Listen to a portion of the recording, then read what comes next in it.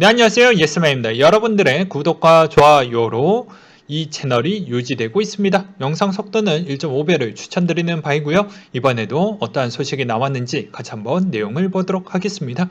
네, 미국의 연준 부의장이 테이퍼링에 대한 논의할 시점이 아니다라고 발언을 하면서 앨런 재무장관이 금리에 대한 인상권에 대해서 약간의 조금 오해와 또 좀 시장에 대한 또 움직임이 또 민감하게 또 반응을 하다 보니까 약간 실드 치려고 그런 이야기를 꺼내지 않았나 좀 싶고요. 세부 내용을 한번 보도록 하겠습니다. 1분기 강한 경제 성장에도 실제 실업률은 10%에 가까웠고 경제는 여전히 연준의 목표에 동떨어지고 있다고 강조를 했다. 또한 현 인플레이션 급등이 내년까지 지속되지 않을 것이라는 예측이 나오고 있으며 샌프란시스코 연은 총재 또한 현재 경제 상태는 여전히 침체되어져 있기 때문에 정산화 논의할 시점은 아니다라고 강조를 하기도 했습니다. 그리고 시카고 연은 총재가 부양책에 더 높은 인플레이션이 유발할 가능성이 희박하다라고 지적을 하기도 했고요. 인플레이션은 2% 정도 를 유지를 한 상태에서 완전 고용이라는 목표 달성이 이루어질 때까지는 아직이지 않겠냐라는 그런 언급도 나오기도 했습니다. 그 다음으로 보게 되면 국내 소식으로 4월 소비자 물가 예상치가 어느 정도 상회한 결과치를 볼 수가 있었고요. 통계청에 따르면 농산물 직함 부진이 지속된 가운데 조류 독감 발생 및 유가 상승 여파가 물가의 상승적 요인으로 보였기 때문에 이게 결코 좋은 상황에서 이렇게 좋은 결과가 나온 게 아니다라는 것을 약간 대변해 주는 측면이 될 것 같고요. 그 다음에 유가가 배럴당 65달러 선에 마감을 했는데요. 이번 미국과 유럽의 봉쇄 정치 완화에 따른 원유 수요에 따른 기대감이 부각된 것이 상승 요인으로 좀 나왔다라는 것과 금리 원수당 1787달러 선에 마감을 했다라고 합니다. 금리 인상 발언에 따른 국채 수익률 상승 전망 등의 급락세를 연출했고 해명 발언을 통해 다소 시장에 대한 진정성이 낙폭을 만회했다라고 되어져 있네요. 네, 그 다음으로 5월 3일자 기준으로 공매도 부분이 제기가 됐는데요. 자, 내용을 간단하게 한번 보고 넘어가도록 하겠습니다. 주식은 뭐 공매도, 공매수 하기에는 일정 교육도 받아야 되고요. 그리고 웬만한 개인들한테 그런 기회조차 주지 않는다라는 점을 좀 참고하셨으면 좋겠습니다. 일단 내용을 보시게 되면요. 불법 공매도에 대한 과징금 형사처벌을 도입하겠다. 뭐 이딴 소리 하는데 공매도 수기로 관리하고 있었고 불법 공매도에 대한 강화를 하겠다고 했는데 실제로 그렇게 하고 있는지 모르겠습니다. 그러니까 이런 것도 보게 되면 관리 자체도 못하는데 그리고 기존 시스템 부분도 이렇게 허술하게 관리를 하고 있는데 코인한테 엄격한 잣대를 보여주는 부분은 뭐 당연히 코인 시장 자체가 너무 코스피, 코스닥에 대한 거래량 추이를 이미 돌파를 했기 때문에 계속 그런 말도 안 되는 논리성을 자꾸 갖다 붙이는 것 같아요. 저는 그렇게 생각이 좀 들었고요. 그 다음으로 개인의 공매도 기회 확충 부분이라고 주식 대여 물량이 뭐 요 정도가 된다. 시장 조성자 공매도 축소를 위한 전면 개편이 4월 1일 날 시행을 하고 있다라고 하는데 잘 될지 모르겠어요. 네. 일단 저는 그렇게 생각이 들고요. 그 다음으로 미국 경제 패러다임 변화에 본 바이드노믹스에 대한 미래에 대해서 나왔던 내용이 있는데요. 요점만 한번 보도록 하겠습니다. 당초 예상과 달리 바이드노믹스가 송환하고 있는 가운데 즉 MMT를 했다라는 거죠. 네, MMT는 개인적 입장에서 결코 좋은 게 아니다라고 했어요. 예, 뒤질 때까지 일을 해야 된다라고 이야기를 했습니다. 네, 즉 정부의 역할을 중시하는 정책적 기조가 미 경제 패러다임 전환으로 이어질 수 있을지 여부를 루즈벨트, 존슨 등 과거 큰 정부가 추구했던 민주당 행정부 사례 분석 등을 통해 종합적으로 점검하고 있다라는 내용이에요. 즉 우리는 그 부분을 어느 정도 상쇄시키기 위해서 투자는 어쩔 수 없이 진행을 할 수밖에 없다라는 점을 참고하셨으면 좋겠고요. 그 다음으로 대공황 이후 루즈벨트 대통령으로 본격화된 큰 정부 패러다임은 80년대 레이건 행정부 등장으로 작은 정부가 전환이 되었으며 팬데믹까지 지속 바이든노미스까지 재전환 가능성에 대한 부각이 나왔다. 라는 내용이 있어요. 요 세부 내용은 한번 눈으로 한번 봐주셨으면 좋겠고요. 그 다음으로 민주당 상하원 다수당 유지 가능성과 고용 중시 등 새로운 정책적 실험이 성공할 수 있을지의 여부에 따라서 달라질 수 있을 것 같다라는 내용이 나오고 있습니다. 자, 바이드노믹스의 세 가지 경로가 이게 제일 중요할 것 같은데요. 민주당의 중간 선거 승리 및 기대 인플레 안정적인 관리를 위해 루즈벨트 2.0 즉 큰 정부 패러다임의 성공적 전환이 가능성이 높으며 중간 선거 패배 시에는 오바마 2.0의 기대 인플레이션 불안 시 린드 존스 2.0에 대한 위험성 부분이라고 합니다. 종합적인 평가는 큰 정부, 지지 여론 상승 등을 고려할 때 인플레 부분이 어느 정도 발생하지 않는다고 하면 계속 바이드노믹스가 패러다임 전환으로 이어질 가능성을 점증하고 있기 때문에 물가, 금리, 환율, 자산운용, 자금 흐름에 거시적인 경제 정책에 미칠 중장기 영향을 대비할 필요가 있다. 즉 우리는 어떻게 해야 된다? 이 기간 동안 엄청난 수익을 내서 그거에 따른 인플레도 방어해야 되고 세금도 방어를 해야 된다라는 점을 꼭 기억을 해 두셨으면 좋겠습니다. 네, 그 다음으로 국내 소식인데요. 평가 및 정책 대응 필요성이었고 한국의 가계부채에 대한 내용이 다뤄진 게 있는데 한번 보도록 하겠습니다. 주요국 대비 규모가 크고 증가 속도가 빠르기 때문에 잠재적 금융 불안의 요인으로 지목을 하고 있다. 한국, 미국, 영국, 홍콩, 프랑스 되어져 있죠. 그렇기 때문에 생각보다 한국이 좀 높다라는 부분이 수치상으로는 그렇게 표기가 되어져 있습니다. 그래서 근본적인 질적 개선 노력에 우리가 금융 시스템 리스크가 촉발될 가능성이 있기 때문에 요거를 좀 만지작 거리겠다라고 이야기가 나오고 있는 실정이에요. 그렇기 때문에 최근에 주택시장 안정 목적과 대출 규제도 좀 상당히 압박을 많이 주는 것 같습니다. 그래서 가계부채 관리 방안에 대해서 언급이 좀 나오고 있고요. 주된 요인만 보게 되면 경제 부담을 주지 않도록 안정적인 관리가 필요하다. 그러니까 국가적 관점과 개인적 관점은 항상 나뉘어서 봐야 돼요. 일치할 수는 거의 없습니다. 일치가 되면 정말 금상첨화인데요. 제가 그랬던 적이 거의 본 적이 없거든요. 그래서 그런 점은 좀 참고하셨으면 좋겠고요. 세부 내용을 보시게 되면 급증한 가계부채 증가율 관리, 총량 관리 노력 강화, 차주 상환 능력 심사, DSR 중심의 가계부채 관리체계 안착, 피은행권 주담대 취약 부분에 대한 관리체계 정비, 주거 사다리 지원에 대한 보완 지속 검토 라고 되어 있어요. 세부 과제는 이번에 질병 사태로 장기적인 시기에 가계부채 증가율 안정적으로 관리하도록 하겠고 시스템적으로도 관리하겠다. 그리고 그 다음으로 취약계층을 어떻게 좀 잘 서포트 지원을 해줄 거냐에 대한 언급이 있었습니다. 제가 이 내용을 좀 설명을 드리는 배경은 이 가계대출 부분이 어느 정도인지를 봐야 투자적 여력이 어느 정도가 되는지를 알 수가 있기 때문에 실질적으로 신규는 많이 들어오고 있지만 이 신규의 시드가 어느 정도 시점에 메마를 수 있는지도 확인할 수 있는 대목이 있기 때문에 이 내용을 조금 길게 다뤄드렸고요. 그 다음에 코인에 대한 소식을 전달해 드리도록 하겠습니다. 갤럭시 디지털 비트코인 12억 달러에 인수를 했다는 소식과 그 다음에 키인사이드가 그라운드엑스 한재선 대표 사회이사 선임을 했다라는 건 그 다음으로 애탁결제원 증권형 토큰 실험에 나서겠다. 되게 웃기죠? 야, 폐쇄하겠다. 안 해주겠다. 뭐 해주겠다. 해놓고 STO 하겠다고? 블로커를 통해서? 이거 아르고와 블로커는 또 연결이 되어져 있죠. 참고하셨으면 좋겠고요. 블로커 같은 경우에는 거의 국내 대부분 대기업 외 공기업과 좀 밀접한 관계도가 있으니 좀 잘 보셨으면 좋겠습니다. 그 다음으로 쭉쭉쭉 한번 보도록 하겠습니다. 워렌 버핏, 버크셔 해서웨이 주청에서 여기서 비트코인 공매도한 사람은 2명이 있다라고 되어져 있어요.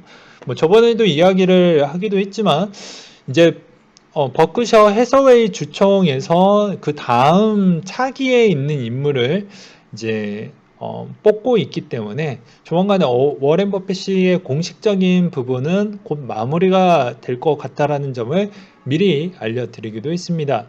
그 점이 아마 조만간에 이 코인에 대한 관점에 또 변화를 줄 수 있는 가능성도 있기 때문에 이 점을 좀 참고하셨으면 좋겠고요. 네. 그 다음에 뭐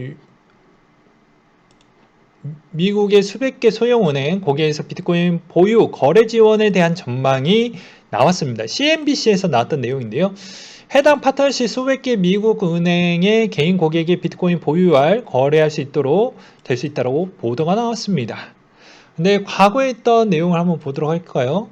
보게 되면 미국 통화감독청 CEO가 미국 은행들의 암호화폐 커스터디와 제휴를 위해 움직이기 시작을 했죠. 그리고 스테이블 코인에 대한 언급도 깔끔하게 해줌으로써 본격적으로 은행들이 조금 더 수월하게 나가주고 있는 실정입니다. 그리고 크라켄도 와이오밍주에서 크라켄 파이낸셜도 개설한 바가 있죠. 네. 그런 내용이 좀 눈에 들어왔고요. 그리고 암호화폐 커스터디 서비스 확장이 도이치뱅크에 이어 뉴욕 멜로은행도 뛰어들었습니다. 그게 언제 2월달부터죠. 뭐 정확하게 보면 2020년도 말 때부터 조금씩 은행들이 들어오긴 시작을 했습니다. 근데 왜 이런 걸 하냐라는 측면에 대해서 또 코리니 분들 또 계실까봐 부가 설명드리면, 자, 거래소에 대한 해킹을 당할 수가 있기 때문에 이 보관 절차를 좀 더 까다롭게 보기 위해서 은행이 상당히 보안이 기존 대비해서 상당히 좋았던 평가를 받았기 때문에 커스터디는 은행이 좀 해주는 게 맞을 것 같다라는 그런 의견이 좀 많이 나오고 있는 실정입니다. 그렇기 때문에 앞으로 커스터디 사업은 은행이 거의 다 연계를 해서 진행할 확률이 꽤 높다라고 보시면 될 것 같고요.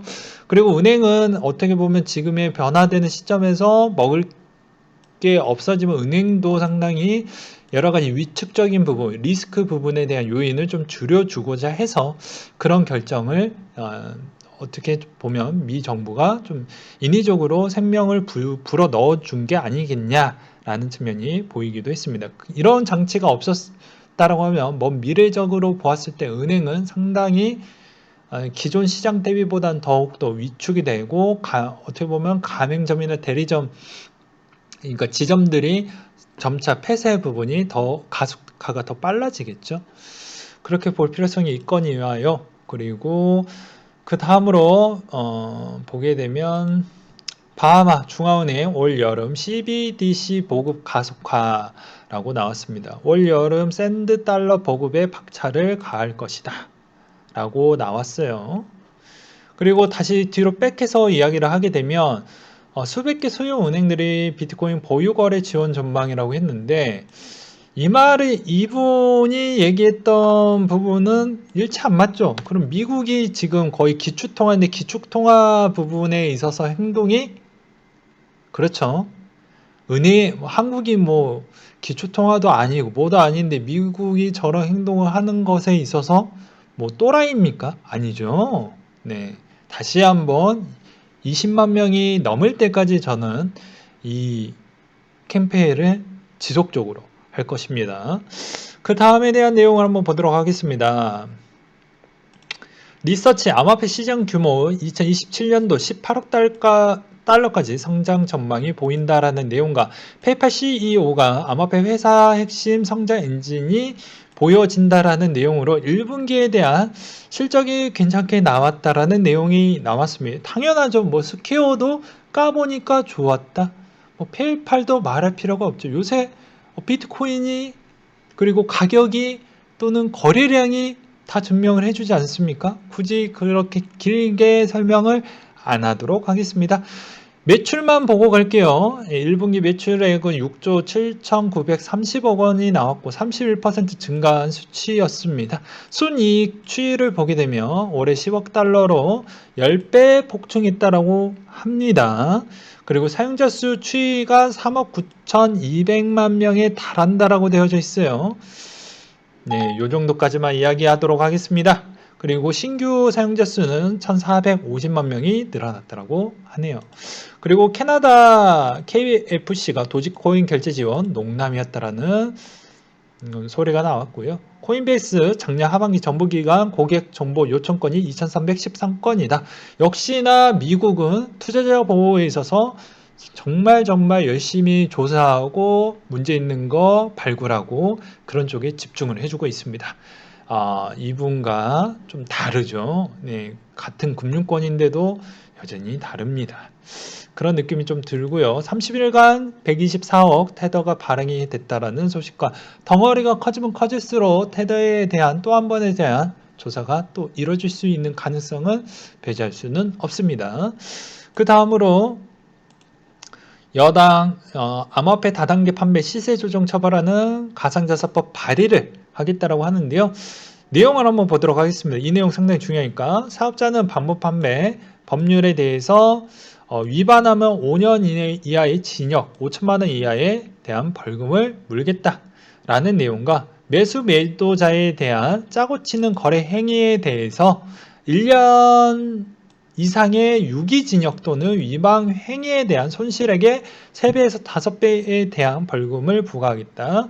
그리고 해킹 사고 방지 조치에 의무를 부여하고 이를 위반 시 손해배상 책임을 지겠다. 즉 어떻게 보면 거래소와 은행 둘 다 피해를 받을 수가 있겠죠.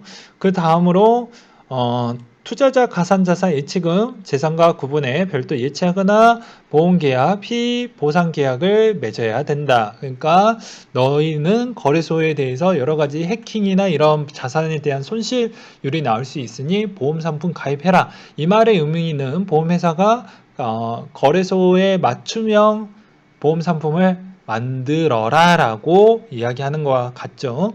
그 다음으로 발간한 백서 공시를 해야 되고 자금세탁 방지 및 본인 확인 의무도 진다. 즉 본인 확인이 검증할 수 있는 실명제를 잘 이행을 해달라라는 것이죠. 그래서 탈세하는 새끼 잡아서 세금 부족한 거 메꾸겠다라는 것이겠죠. 그렇게 좀 들려지고요. TSMC 비트메인 5나노 칩셋 3분기에 생산 착수한다라는 소식과 그리고 비트코인 캐시의 5월 15일 업그레이드 내용이 나와줌으로써 또 엄청난 급등을 보여주고 있는 실정이고요. 그 다음으로 또 재미난 소식이 나온 게 있습니다. 자, 블록체인 업체 리플의 SEC와 법적 다툼 오바마 정권의 재무장관 로즈 리오스를 영입을 했다라고 하는데요. 저는 이런 영입 부분에 대해서도 항상 궁금한 게 리플사가 기존에 있던 어떻게 보면 거의 스타트업보다는 약간 좀 돈이 많은 스타트업이긴 하지만 이런 분들에 대한 인건비가 상당하는데 제발 XRP를 판매하지 않으면서 해줬으면 좋겠다라는 바람을 또 갖고 있습니다. 일단 2분기 부분 나올 때까지는 일단 저는 기다려 보려고요. 네, 정말로 얼마만큼 많이 적게 팔았는지 아예 안 팔았는지 기대감이 많이 됩니다. 그리고 아무래도 이제 미국에 대한 거래량도 좀 많이 줄어들었기 때문에 아시아 쪽 위주로 좀 잘 체크를 해보시면서 거래에 임하셨으면 좋겠어요. 그 다음으로 투자자 보호 무시하는 빗성 고객센터 무응답 에어드랍 누락 해명 X이다. 아직까지는 법령 부분에 대해서 정부가 그렇게 하고 있죠. 예. 그렇기 때문에 보게 되면 테라 건, 코인원 건, 데일리 빗싸움 건 이렇게 있는데 보게 되면 문제가 좀 있었나 봅니다. 예, 근데 여기서 빗썸은 달랐습니다라고 되어져 있죠. 요점만 보고 항의가 빗발치자 미러 프로토콜 에러드랍 사실을 밝히고 이를 지원했으며 루나 스테이킹에 따라 지급되는 미러 프로토콜 지급은 하지 않았다. 본인은 포함 커뮤니티 투자자들이 항의가 지속이 되자 지급하겠다고 공지를 했다. 그리고 코인원은 매달 15일이라는 특정 날의 지급을 약속했다면 빗썸은 지급 날짜, 지급 비율 전혀 공개하지 않았다. 코인원 측은 11월 23일, 24일부터 매주 루나 스테이킹의 미러 프로토콜 에어드랍이 지급을 하였지만 빗썸은 1 분량의 지급을 시작을 했다. 그러니까 즉 장난 졸라게 치는 거예요. 예. 왜냐면 하나 예시를 설명드리겠습니다. 이오스를 예시로 설명드리면 이오스의 BP에 대한 달콤한 보상이 있으니까 어떻게 했냐면, 자, 생각을 한번 해봅시다. 그 BP를 역으로 이용을 한다고 하면 거래소들이 역으로 이용할 수 있겠죠.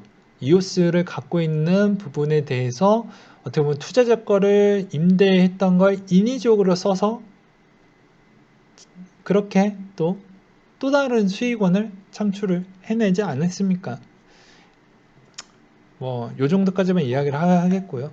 그래서 빗썸 측이 이렇게 하는 이유는 날로 먹는 게 너무 많다라는 겁니다. 그러니까 상당히 저희를 호구로 보는 거죠. 그러니까 제가 계속 이야기를 하지만 이렇게 호구 당하고 싶지 않으면 목소리를 내야 우리가 요구하는 사항대로 가주는 것입니다. 그러면 최악의 케이스는 뭡니까? 계속 방치만 하겠죠. 그리고 세금만 더 높일 겁니다. 저기는 단합도 안 된대. 그러니까 더 많이 뺏어 먹고, 야, 지원도 하지 말고, 그렇게 하자. 어차피 저기는 단합이 안 되는 동네야. 그러니까 우리가 더 많이 빼먹어야지. 사기로 빼먹으면서 세금도 빼먹고. 그러면 얼마나 여기까지 얘기하겠습니까? 예, 여기까지. 여러분들이 화를 더 많이 낼까봐 여기까지만 이야기하겠고요. 가전자산 잘못된 길 경고에도 은행권이 사업 진출 이유는 미국이 그렇게 하고 있는 실정이죠. 네. 근데 투기라고 얘기하지만 금융권은 새로운 시장이다라고 해가지고 기존에 막 미쳤죠. KB, 신한, 커스터디 솔루션을 하고 있어요. 왜? 미국이 먼저 했으니까 이제 기초통화국에서 먼저 저렇게 행동을 하고 있으니 요 정도까지는 괜찮겠다. 그리고 요걸 누가 내줍니까? 예, 누가 내주나요? 다 정부가 다 투트랙 전략을 쓰고 있다니까요. 항상 이야기를 하지만. 겉으로는 맨날 이렇게 하지 마라 해놓고 반대로 항상 가지 않습니까? 부동산도 반대. 안정하고 있다. 안 돼. 라고 해서 샀던 사람은 이미 떡상. 주식도 여러 가지에 대한 문제적 부분에 있어서 오히려 우리가 개미가 생각했던 대로 하니까는 지금 너무 거품이다. 좀 더 많이 갔죠. 훨씬 더 많이 갔습니다. 그때 언급했던 대비보다. 그러니까 어떻게 보면 반대로 하는 반대 매매법이 잘 통하고 있는 실정이다. 라고도 볼 수가 있는 대목이었고요. 트론 중간 보고서가 나온 게 있는데 보게 되면 짧게 보겠습니다. 자, 저스틴 선의 NFT 펀드 암호화폐 세계 최고 수준의 구축이라는 기사가 웨이보에 나왔다라는 소식이 있었습니다. 그리고 로빈후드에 대한 이야기를 이어서 하겠어요. 로빈후드에서는 비트코인 캐시, SV, 도지, 이더, 그리고 이클, 라이트코인이 있죠. 그래서 이런 쪽의 영향을 받아서 상승을 했죠. 그럼 한 단계 더 나가서 앞으로 상장될 코인이 뭐가 있을지 한번 보도록 하겠습니다. 앞으로 모네로, 네오, 오미세고, 퀀텀, 리플, 스텔라, 지캐시, 골드, 대시, 리스크가 있네요. 요 정도 얘기했으면 알아서 하시길 바라겠습니다. 그쵸? 그 다음으로 바이 알라딘 온라인 쇼핑 결제 수단으로 비트코인 이어 ABBC 코인 도입하겠다라는 내용이 나온 게 있네요. 그리고 미 법원이 국세청이 주요 화폐 거래소부터 사용자 정보를 입수할 수 있도록 허용을 했다라는 내용입니다. 정말 미국은 투자자 보호도 잘해주면서 세금 걷어가니까 정말 좋아요. 그리고 솔직하게 은행들이 알아서 우리 이런 사업하고 있어요. 그러니까 언행이 일치가 되죠. 언행이 불일치합니다. 예, 제가 얘기한 것도 아니지만 여기에서도 불일치해요. 네, 불일치합니다. 아무튼 그런 부분을 좀 보여드리고 싶고요.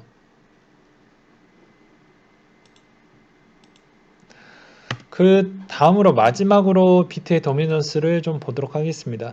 지금의 시점에서 비트의 도미넌스 추이를 보게 되면 이렇게 좀 봐야 될 것 같아요. 지금의 비트코인은 좀 많이 가지 않고 있고 오히려 알트코인 쪽으로 많이 쏠려가고 있습니다. 잠깐 쉬어가고 있는 실정이 좀 더 많이 보여지고요. 여기서 비트의 도미넌스가 좀 급격하게 내려가고 있습니다. 과연 전 저점 때까지에 대해서 만약에 이 구간 때까지 내려갈지 안 갈지는 좀 더 확인을 해볼 필요성이 있겠고요. 제가 생각했던 대비보다는 오히려 더 빠르게 내려가고 있다 보니까 좀 더 걱정은 많이 되긴 합니다. 왜 그러냐면요. 어느 정도 조금은 올려놓고 좀 뺐은 게 좀 더 건강할 것 같은데 오히려 쉬지 않고 내려가고 있는 게 약간 좀 더 걱정은 되긴 하거든요. 이 말의 의미는 빨리 빼고 빨리 올릴 수 있는 가능성이 존재를 하기 때문에 그렇다라는 겁니다. 그러면 기간적으로 2021년도 꽉 채우기 전 때까지 그 전에 좀 등락폭이 훨씬 더 커질 수도 있겠죠. 그래서 저의 예상치는 뭐 기존에 이야기했던 도미너스 추이는 좀 틀렸지만 저의 매우 주관적인 생각을 공유해 드렸던 부분인 거고 이번에도 마찬가지로 아무래도 1단계 고비가 아마 넘어갔고 2단계의 하락 방침이 계속 이어가고 있기 때문에 이 하락이 언제 멈추느냐가 관건이 될 것 같아요. 네, 정말로 관건이 될 것 같습니다. 그렇기 때문에 이 하락이 멈춰지는 시점에 아마 알트코인은 정말로 이 전저점에 가까워질수록 더욱더 2차적 위기에 가까워질 것 같다. 뭐 요 정도로 이야기를 하겠고요. 만약에 여기를 깨고 더 내려간다고 하면 그때는 정말 초절정 위기라고 보시면 될 것 같습니다. 그러니까 알트에 있어서 상승은 충분히 많이 먹을 수 있는 부분이 열려져 있겠지만 여기에서 도미넌스가 만약에 40%를 깨고 만약에 최저점을 갱신하는 시점이 되면 그때는 알트코인에 대한 정리를 꼭 하셨으면 좋겠습니다. 그래서 지금 내가 생각했던 알트코인이 좀 수익이 꽤 많이 났다. 그거에 대한 촉도는 항상 도미넌스를 좀 보시면서 대응을 좀 하셨으면 좋겠어요. 그리고 매번 이야기를 하지만 지금은 계속 내려가고 있는 추세이기 때문에 이게 언제 유턴해서 올라갈지 수시로 체크를 해야 되고 언제 올라가도 이상하지 않는다는 점을 다시 한번 머릿속에 기억을 해 두셨으면 좋겠어요. 맨날 이야기하는 부분 중에 하나는 그런 이야기를 많이 합니다. 도대체 알트 부분은 언제까지 지속될까요? 그거는 도미넌스에 항상 답이 있다라고 봅니다. 다시 정리를 드리면 최저점을 새롭게 갱신을 하는 시점이 되면 그때는 정말로 알트를 다 정리를 해야 된다라는 부분이고 1단계 고비는 여기에서 저는 약간 좀 올려놓고 좀 더 빼는 형태로 갈 줄 알았는데 그러진 않았고 오히려 또 2단계 부분을 아마 이 시점에 도달할 것 같은데 빠르게 도달할 것이냐 아닐 것이냐에 따라서 아마 이 하반기에 대한 등락폭은 좀 커질 것 같습니다. 이때 당시에도 마찬가지로 등락폭이 훨씬 더 커지다가 갑자기 세게 나왔고 한 번 더 크게 나왔다가 세게 나왔던 저항이 그런 부분이 두 번이나 있었기 때문에 이런 점을 보았을 때는 이번에도 아마 많이 내려갈수록 아마 도미넌스 반등에 대한 추이도 되게 세게 나올 것으로 보여지기 때문에 적절하게 알트에 대한 수익권 부분에 대해서도 잘 지켜내려고 한다고 하면 꾸준하게 도미넌스를 수시로 체크하는 습관을 꼭 길러보도록 하셨으면 좋겠습니다. 네, 이상으로 마치도록 할게요.